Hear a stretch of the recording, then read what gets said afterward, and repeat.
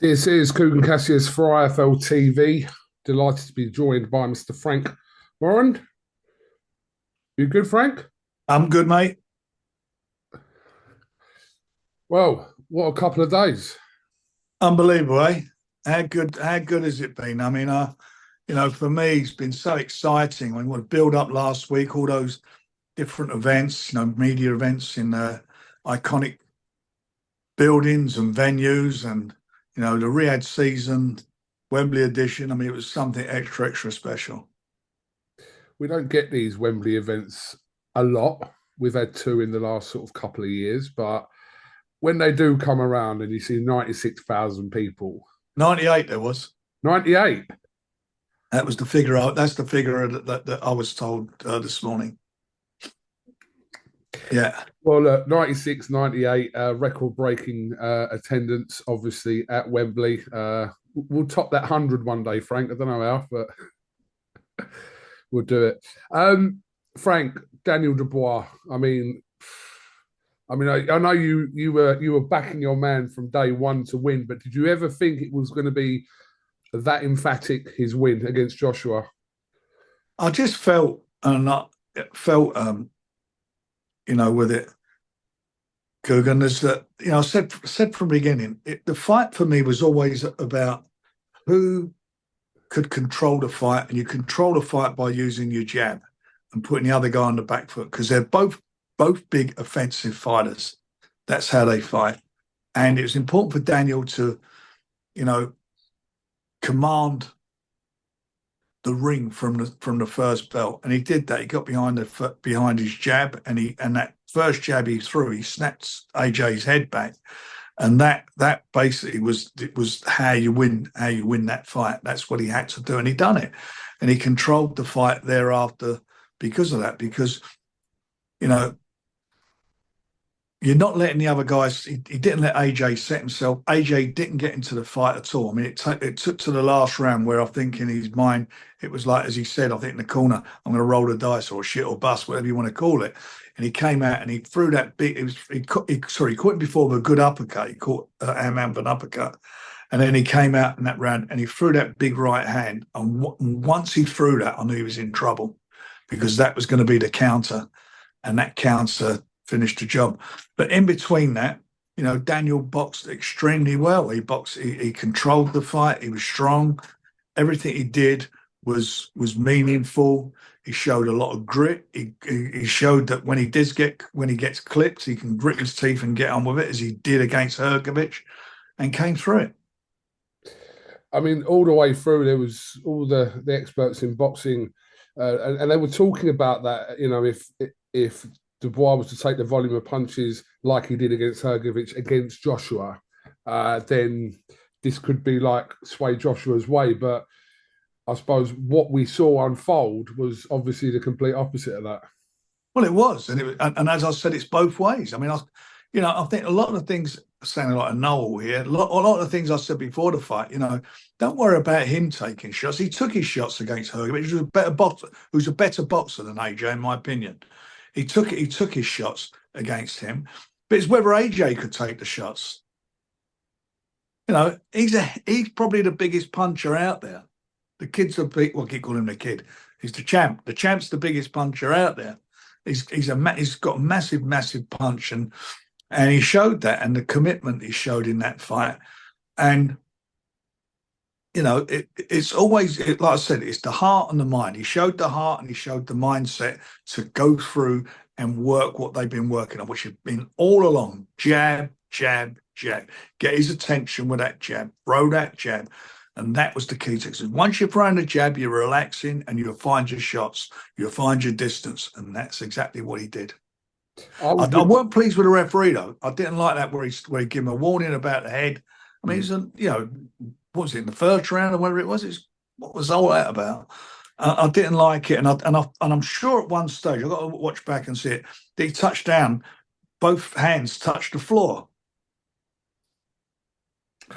I haven't rewatched the fight yet, Frank. It was only from what I saw, obviously, on the night. But But I mean, look, either way, Frank, it was really was a stunning win from Daniel. Holiday at the end of the week with the family, him and his dad and everyone.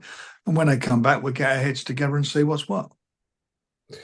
The situation is with now, obviously, he does hold that IBF belt. We obviously know Fury and Usyk do fight again in December. Is it going to be hard to match him now for his next fight? Seems a bit of a weird. No, why would it be hard to match somebody if someone wants to fight for a world title? If you don't want to fight a world champion for a world title, then you shouldn't be in the game. But he's obviously looking at to fight the winner of. Oh, of course. We're all, look. This is interesting times. It's been a bloody roller coaster of a year for the heavyweight division. It's been so lively. All the great fights that have gone on, and this is one of them. And we've got a brilliant one coming up. The rematch on the 21st of December of the Riyadh season in Saudi. That's going to be something extra special. And I generally believe that Tyson will come through that, and he comes through that. It's going to be an interesting, scenario. The winner against the loser, loser against the loser, winner against winner, all that thing. I don't particularly want to see Tyson and him get it on because I'm going to feel very, very awkward. And yeah, before you all start, as I've just said in a previous interview, yeah, of course they'll make big money because it's professional boxing. They'll make money, and I'll make money and whatever. But it's going to be, it would be uncomfortable. But you could be in that situation where, say, if Tyson's to beat Usyk, but they want that belt. That's the missing part of their jigsaw, isn't it? Or Usyk's jigsaw. Well, it's missing part of Daniel's jigsaw as well. The other three belts, yeah. Says, yeah, it's what he wants. As I say, it's exciting. It's really exciting times. I mean, when has it been like this? It's not, and that was just and great fights. Really, really good quality matchups, and how they panned out have been. And you just mentioned about you call them experts. I don't call them experts. What do you call them, Frank? Some of them are quite knowledgeable about boxing, and everybody's entitled to their opinions. Some of them just base their so-called opinions on Queensberry and me rather than the fighter. And some of the things that have been said about Daniel are disgraceful, and he's shown and proved them all wrong in a big way. Absolutely. Frank, what's the situation with the IBF then? Is he likely to be hit with a mandatory for that? Well, he fought, if you recall, that was his mandatory. Okay. Because he won the interim and then they made it, but he was the number one.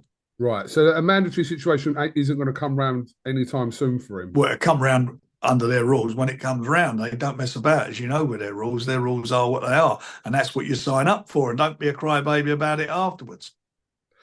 No, absolutely. Listen, we're not happy with it. I was unhappy that Anso Kakachi on Saturday couldn't defend his title. I mean, it's not happy, but that's what we signed for. We signed up for that title. Frank, I mean, obviously, it's probably more of a question for Eddie Hearn, but what now do you think for Anthony Joshua? We just saw a video he just released saying that obviously he has every intention of obviously carrying on his career, etc. But what do you think for Anthony Joshua now? I think it's a question for him and for Eddie and his team and his management and everything. And look, I've said it before, some fighters, a lot of fighters are the first guys to know that they're not the fighter they were or they should retire, but they're the last to admit it. Now, that may not be the case with AJ. We'll see. I mean, I came out with my opinion a couple of years ago saying that Derek Chisora should pack it in. And he went and done a job. He went into that fight as a big under. I don't think anybody tipped him to beat Joe Joyce, and he got the fight. He managed to get the win. That's up to him to pick it. I'm a little bit out of that now, giving my opinion on that, on those situations. Let them, they pick if they're going to fight on. They'll fight on. As long as they're. For me, it's all about any fighter carrying on should be thinking about, am I doing it for the right reasons? And if it's like your skin and you need the money, maybe you might think that's the right reason. If you've got a lot of money, maybe you think to yourself, do I want to risk my health? Because it's a dangerous business that we're in, especially as you get older. I don't know what AJ's got left in the tank. I mean, he was beaten by the better guy on the night. who stuck to the game plan and done what he had. I don't buy into the stuff like Johnny Nelson, and some people saying he didn't show up. Daniel showed up and didn't let whoever he was in the ring with that night, he would have beaten. Yeah, he showed up. A couple of people I spoke to after the fight, they said, let's not, it was Steve Bunce that said it, let's not talk about Joshua's performance of, if you want to call Joshua's performance under par, but let's reflect actually on Daniel's performance over that, because, you know, it's not like a situation where you're saying, oh, Daniel only got the win because Joshua underperformed. No, you're right in what he got the win because the tactics were dead on, and that jab in the first round, that brilliant jab he threw, was very early in the round, snapped his head back. He never recovered for that. And, you know, at the end of that, he caught him, I think, just before the penultimate round, he caught him with a good uppercut, caught Daniel with an uppercut. And then the next round, he sat in the corner. I think he rolled a dice, whether it was, and that's what he did. He came out. But you know, when he's throwing those big right hands, he's vulnerable. And he threw that big right hand and caught Daniel with a great shot. Daniel showed that. Not only did he do that, he countered with a brilliant punch and had the shootout, and he won the shootout. Let's just touch on a couple of the other fights, Frank, there. Hamza Shiraz, what did you think of his performance? Brilliant win. I mean, you know, it's a good, that shot on the top of the head early in a fight in the first round is always a hard one to get over. And he done a job. He done a brilliant job. Look, and then we've extended our contract, which is good, which we've done now. So I'm pleased with that. We'll be making an announcement about that. So it was excellent. I just want to give you some comments that Chris Eubank Jr. made to me after the fight. I did ask him about the 5 million offer, and his exact words to me is, "What's 5 million? We could triple that, but by fighting in a year's time." He'll be 92 then, won't he? That's what he said. Well, the next generation. But he said that him and Hamza will get it on. But obviously... yeah, no, yeah. What? Look, first of all, what's 5 million? What is 5 million? It's nothing, is it? That, yeah. It's nothing. Not for a world title, by the way. What's 5 million? Oh, you know, what's 5 million? Jesus Christ, do me a favour. I'll tell you what 5 million is. It means it ain't going on. That's what it means. What about if it's such a big thing as this? Why don't we do it on pay-per-view and split the money? And you just take it. Whatever it gets, it gets. How about that? How about that one? Let's do that fight. Well, listen, we know Eubank is in action next month from the Real. Yeah, well, you know what? Yeah, he's back in action next month, and he's not fighting him, and he's not fighting Denzel. That's what he's not fighting. Next generation. I've got just, I must have it. What generation am I now? I mean, I thought I was the old bastard generation, but if he's next gen, I've got half a chance. Frank, very disappointing night for Mark. Yeah, very disappointing. He didn't show up at all, did he? I didn't like the fact at the end of the day, it's an overweight fight. It shouldn't have been that. And I just didn't like it. And I'm not going to take anything away from the other Josh, because Josh came out, come to fight and won the fight. He won the fight, and hats off to him for that. You take your chances, and he did that and delivered. For Mark, he's going off holiday. When he comes back, and we're going to have a serious grown-up conversation, and there's going to be a lot of harsh things are going to be said. It's an off night. We all have off nights, but moving forward, we've got to make sure that we're doing the right things together. And again, Willie Hutchinson suffering a loss there to Joshua Buatsi. Yeah, it was a good fight, though, wasn't it? It was a good fight. I mean, I thought it was a close fight. I know that, obviously with the body shots that he threw Josh, he'd done. There's 5 Joshes on the card, weren't there? He'd done extremely well, Josh Buatsi, and boxed extremely well. But Willie showed a lot of character, a lot of heart, and he can come back again, and we'll make sure that we look after him, and he does. And Josh Buatsi done brilliantly.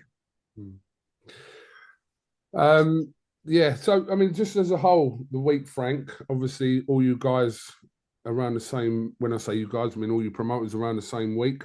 Everything runs smoothly. We saw a little back and forths with Eddie and Ben Shalom, etc. But ultimately, did it all work out well? You lot working together? Yeah, it works out marvellous. A couple of losses, but that's it. We had some good wins. Anso done brilliantly. Anso Kakashi boxed brilliantly. I mean, I was so thrilled for him. He deserves it. He's a lovely guy, and that was a great win for him. Yeah, I mean, I think we had a brilliant week. I mean, as I say, it's it's, the promotion was just phenomenal. You had Liam Gallagher, you had everything going for you. It's just, I thought it was a fabulous night. So, all in all, Frank, yeah, another successful week for you and another triumph over Matchroom for yourself as well, Frank. It was, but I mean, as I say, I mean, obviously I'm pleased, and but we promoted it. It's a Riyadh season fight. We worked really, really hard, all of us. His Excellency, his team, us, Eddie, all of us worked hard, and it was a joint effort to make it the special and successful event that it was. It certainly was that. Frank, I do want to ask you about a Simon Jordan tweet he put out. There was a clip of, actually, it was IFL's interview that you guys did after you did your painting, where you were talking about, I was asking questions, or sorry, I wasn't, Colin, my colleague was asking questions about Ben Shalom. Simon Jordan put a quote tweet over that saying, "These two didn't talk or even meet for 15 years by their own admission. Now someone is picking up the tab. They are the makers of great fight cards. You couldn't write it, and they actually believe their own nonsense." That's from Simon Jordan. No, bullying. I mean, what was bullying in the interview? First of all, I'll take exception to bullying. I mean, bullying Ben Shalom. I've not even ever spoken. I think if I've ever said 2 words to him, that's it. Whether I like him or not is irrelevant. And this is called boxing. It's supposed to be a man's business, not a pussy's business. You're either in it or you ain't. They don't know what bullying is. When I started out in boxing, what I had to put up with, there weren't 5, 6 TV channels showing boxing. There was one, which was BBC television, and that was it. And I was up against the cartel. I couldn't even book a venue. All the venues were tied up back then. Bullying. I mean, do me a favour. And as for, I hadn't spoken to Eddie for 15 years. I had no need to. And we obviously, better than anybody what was all the back and forth. So what does he prefer? We don't speak then?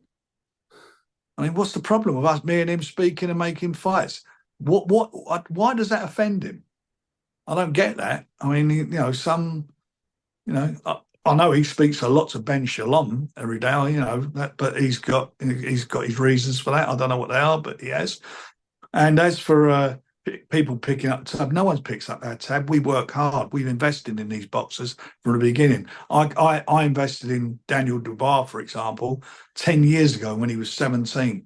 A lot of money, a lot of time investment into him, as I've done with a lot of fighters over the years. Not other people's money, our money. That's what we've done over the years, and done it on a regular basis.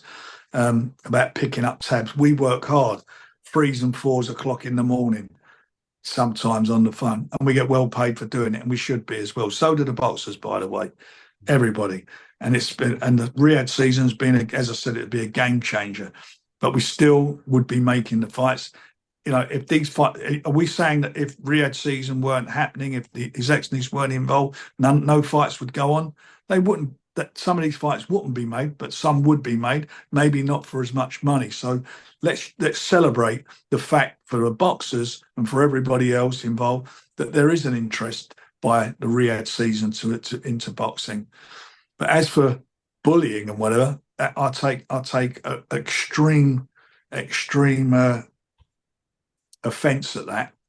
It's all right for him bullying people on there when he's on there on the old radio, with his opinions, but you're not allowed to say anything back. I've been in this boxing for a long time, been very successful in boxing, had my ups and downs like all people, but I've been more successful in boxing than he was in football, that's for sure.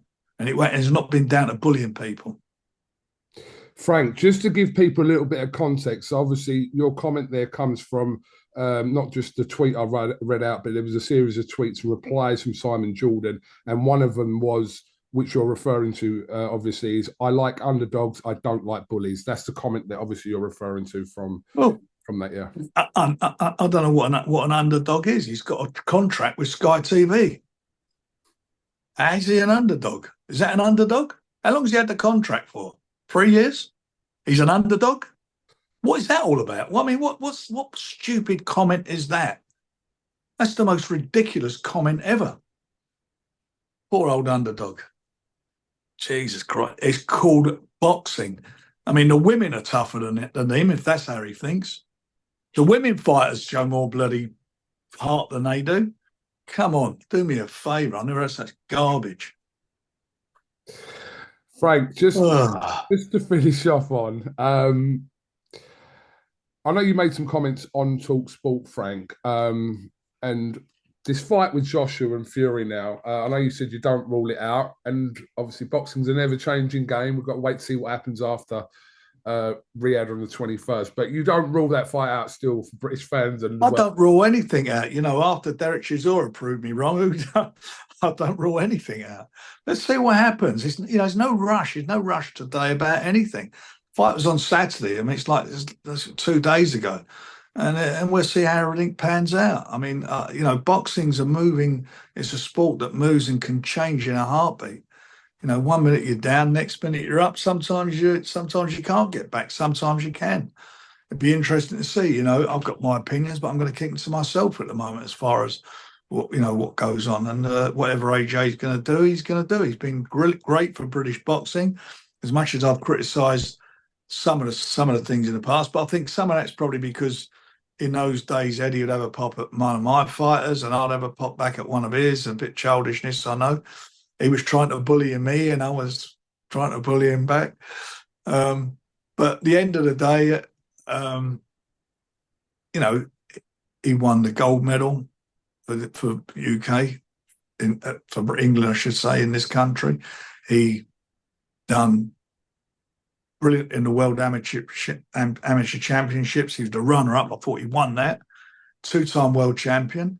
And he was involved in an epic night of an epic show on Saturday. It was a brilliant show. I mean, it was a fabulous show. We saw that clip of Tyson Fury saying to you at ringside, "He's cost me 150 million," which went viral. Look, Tyson would be. Well, you never know. Listen, who knows? That may happen. It may happen. It may not. We'll see. We'll see what happens. It's a moving target at the moment. It's this particular weekend and this particular moments in time. This is all about Daniel Dubois, showing everybody what he's about, showing everybody that he's got that. Because let's get it right. Everyone, all the experts, if you called him, he was going to lose the fight. All the experts, he's a quitter. Yeah, all the quitter. Yeah, all the experts, all them experts. They said he was a quitter, and he's proved everybody wrong in a big way, in a big fashion. And when Tyson gets in with Usyk, they're the two number one and number two at the moment. When they get in there next in December, everybody's going to be talking about it. Everybody's going to be talking about it. Can't come quick enough. Frank, just a word on the team there from Dubois. Obviously, a lot of, I don't know what was going on during the week. There's stuff with unrest in the camp and all this kind of rubbish that was being spoken about all the way through the week. We know obviously Don Charles wasn't well that week, but yeah, credit to that whole team of Team Dubois, including Don Charles there. Brilliant. Don done a brilliant job. The whole team it was good. There was a lot of misinformation going out, which a lot of people never checked on before they put the stories out. But it was what it was, and it panned out. They're very tight. All that happened, they all worked together well. They were a very tight team, and they got the result. And it was done, in good style. At the end of the day, he implemented the game plan, Daniel, and done it to perfection. Certainly was. Okay, Frank, I will let you crack on with the rest of your Monday. Slight disappointing result for Arsenal yesterday in the end. 30 seconds to go. I mean, another referee. Yeah, I mean, I just kept wondering when that extra time was going to stop. I think it was about nearly 100 minutes by the time he actually finished. Yeah. But it was. I mean, we defended well. When they got their first goal, I thought, "Oh bloody hell!" Yeah. And then we got into it, and then we was in front, and then Trossard, which is a bit of lack of discipline. But I don't like this kick. I don't like this Rawback kicking this ball away bullshit. And anyway, to defend how we defended and show that strength of character for all that time. We were getting bombarded and they were not getting through, were they? And it was sod's law. You knew that, you just had that feeling something was going to happen. Sod's law. But we got a draw.